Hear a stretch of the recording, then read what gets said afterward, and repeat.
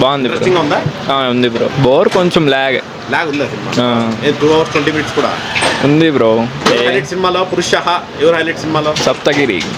And లేకపోతే cinema డౌనే. వెన్నెల కిషోర్ ఉన్నాడా? బాగుంది బ్రో. అమ్మాయిలు కొత్తగా అమ్మాయిలు బాగున్నారు. కసిరెడ్డి అనేది తెలుసా? కసిరెడ్డి యాక్టర్ ముగ్గురులో తెలుసు. ఆయన బాగా చేశారా? బాగా చేశారు. ఓకే. అంటే ఈ వీకెండ్ సినిమాలు అప్పుడు చూడొచ్చా? చూడొచ్చు. ఓకే. బట్ గుడ్ ఎంటర్టైనర్ అని చెప్పొచ్చా? Good and one time watch. But not great. మళ్ళీ అయితే చూడలేం. ఎలా ఉంది సినిమా? చెప్పు ఎట్లుంది? బాగానే ఉంది. బాగుందా? బాగా కామెడీ అంతకు లేదా? కామెడీ లేదా? కామెడీ అంతేం లేదా?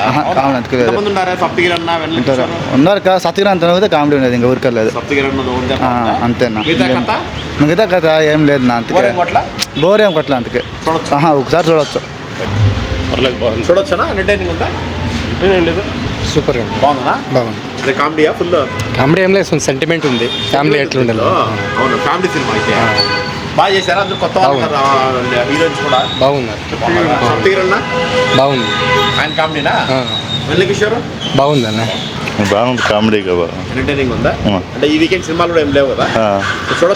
చూడొచ్చు. ఎవరు బాగా నచ్చింది మీకు యాక్టింగ్? అందరిది బాగా పర్లేదు, బాగానే ఉంది. పర్లేదనా? కథ ఎలా ఉంది? అంటే పురుషః అన్నాడు, మన గురించేనా మొత్తం సినిమా అంతా? మొత్తం అంతా భార్య భర్తల కోసమే.